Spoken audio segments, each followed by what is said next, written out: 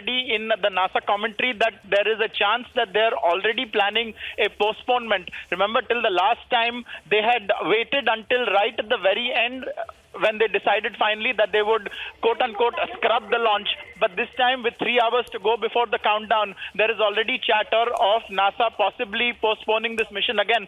Abhishek, this mission has already been postponed in a manner of speaking by many, many years. It has run into a huge cost overrun, but that just signifies how important this mission is for NASA. It is a part of humanity's return to the moon. It was 1972 when NASA was last on the moon, when humanity was last on the moon. Those were the Apollo missions. This is in Greek mythology, Apollo's sister Artemis.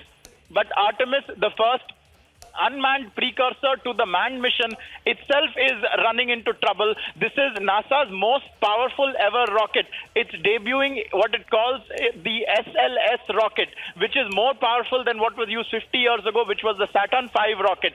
But even as the costs have overrun, even as the time frame has overrun, the countdown is once again stuck because NASA is unable to put a fix on this fueling issue that was encountered last week as well. The rocket has been waiting at the Kennedy Space Center for launch. It's an enormous rocket which has been awaiting launch now for since Monday at least, and it remains to be seen if this window elapses, when will be the next time that NASA will have the right gravitational circumstances, the right atmospheric circumstances to again attempt a launch. Just to give some information, this rocket will be carrying a capsule which will contain three figures that will be shaped like humans. They have different sensors on them to monitor what kind of impact space travel would have on humanity. But once again, NASA is unable to get a fix on this fueling issue,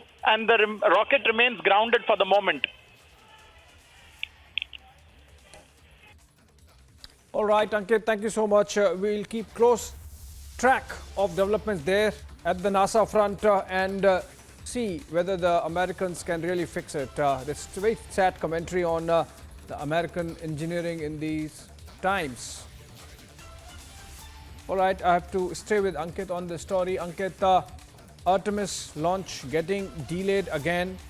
You were mentioning in your phone in Ankit that it seems that the fuel leak that has happened today, or the technical issue that has cropped up today, is actually larger or bigger than the one when the first time the launch was aborted. Are you getting to hear what exactly has happened? Last time I believe it was about the failure of blending of fuel, hydrogen and oxygen as in the proportion that it was planned, but now it seems it's something more than that.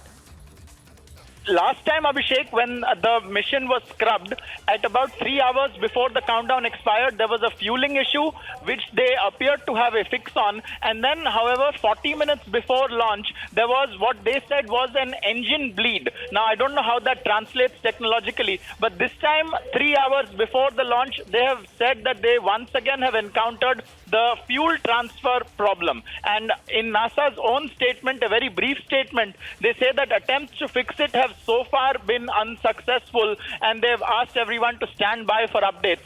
And so what we are showing you right now on the screens are live visuals of this rocket. You can see that there is some kind of vapor emanating from the main stage of the rocket, the orange-colored main stage, which houses the most powerful rocket that NASA has ever launched. But that is the one which is, we are told, giving trouble.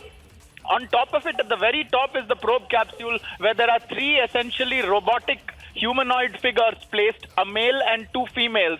The male figure is to test the impact of vibrations and other such movements in space, and the female figures are to assess the impact of radiation and other space phenomena on human tissue. So that is a simulation that they were running. Remember, after this mission, if it were to prove successful, it's a 60-day-ish mission, which can be cut short or extended a little bit. There is to be one more unmanned mission, and then finally in the year 2024-25 is when NASA was visualizing having a manned mission which will touch down. A part of it with 2 humans will touch down on the lunar surface once again.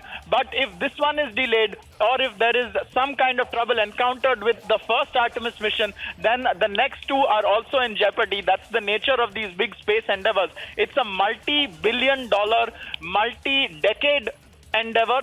Initially, when it was Donald Trump in the White House, he had wanted this mission to take off in the year 2017 itself. However, we are now in 2022. The president is different, and yet the snags remain. And so we await to find out. There is, of course, a lot of fanfare. The last time on Monday... Yes, Abhishek. In fact, it seems there is a breaking news development, which is that the NASA launch teams have made a no-go recommendation for the planned Artemis-1 launch. So the engineers working, or the technical team working on the issue to plug the fuel tank problem, have come to a conclusion that they might not be able to sort it out in the window that is available for the launch, and hence, second time NASA Artemis-1 launch is all set to be aborted and postponed for later. Remember, there is another window available on September 5, but the issue is whether these kind of technical glitches present a very comfortable picture for NASA and its engineers. We'll keep you up to date on the developments on that front. There are still a couple of hours, but it seems already a recommendation has been made to not go ahead with the launch. A no-go recommendation being given by the